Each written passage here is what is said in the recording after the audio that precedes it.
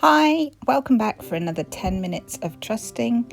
I'm Jenna, I'm a Christian, and I like to use mixed media art journaling as a form of prayer and worship.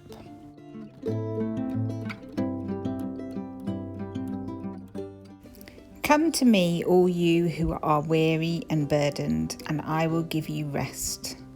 Take my yoke upon you and learn from me, for I am gentle and humble in heart, and you will find rest for your souls.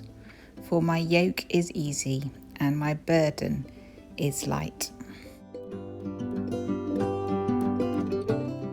This journal page was part of a worship evening run by my church on Zoom, and this was the passage that we were asked to meditate on.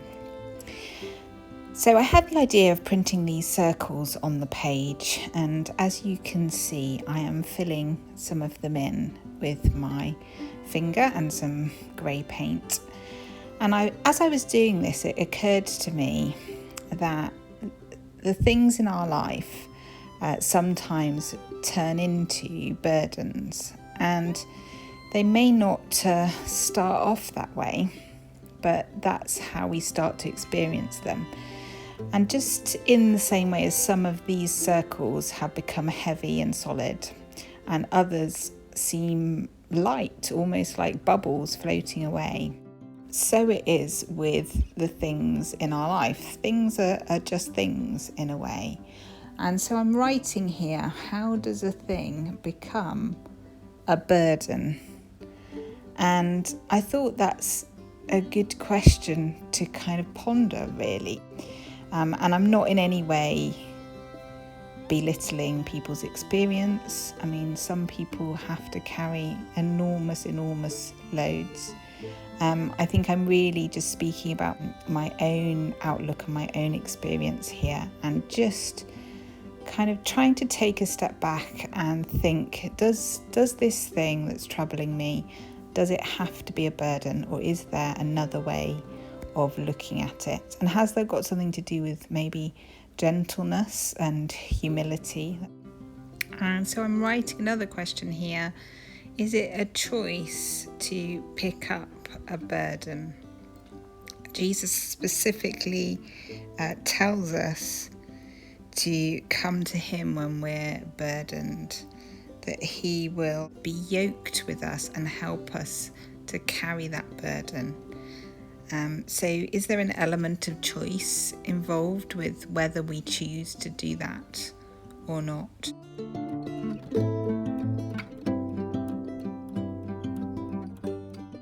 Yeah, and I've written at the top here, so many and too much. It's easy to feel overwhelmed, isn't it, with the different things that we carry.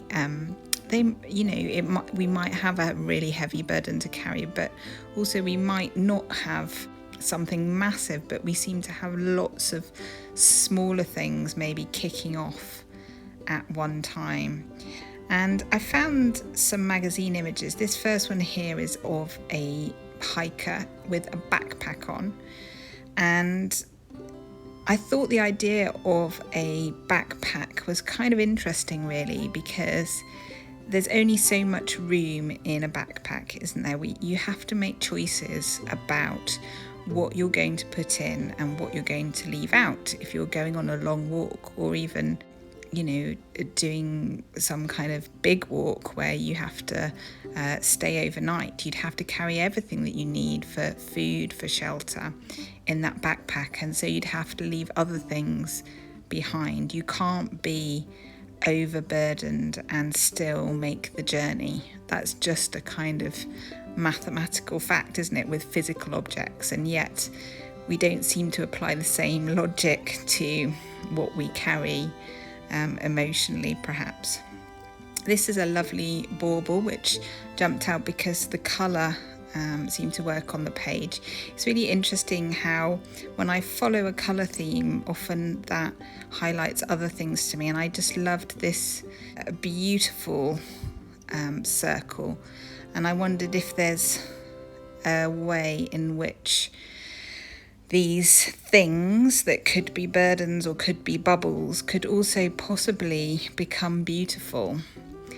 And I loved the way that the bauble was lifted by the hand, a sense that God is lifting our burdens, lifting our load, and at the same time somehow beautifying it. I'm thinking about the verse about he gives us beauty for ashes and a garment of praise instead of despair. That's a lovely verse. I think it's in Isaiah.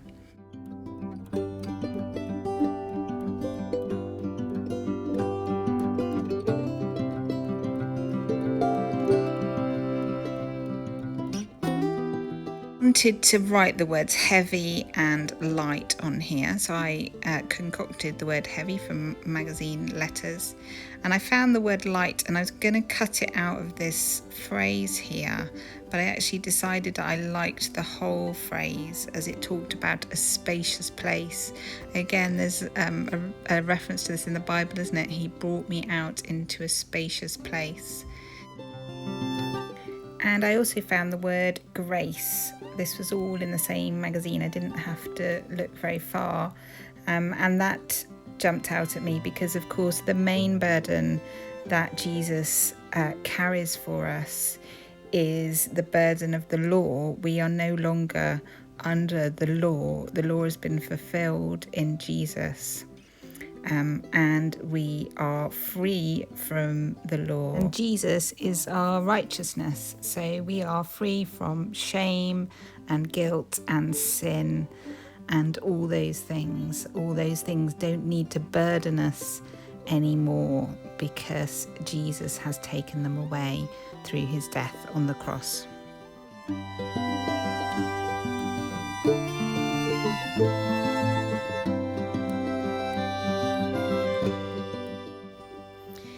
And this lady you can see on the top left of the page, who is doing the drying up, I think, some kind of mundane task in her kitchen.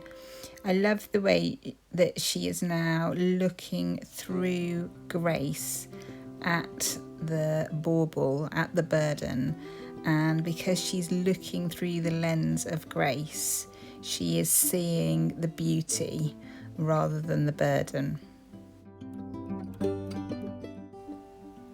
So my prayer for you today, folks, is that Jesus would show you which burdens are really bubbles, and for those that have a real heaviness for you, that you would know what it means to be yoked to him, that he would give you rest.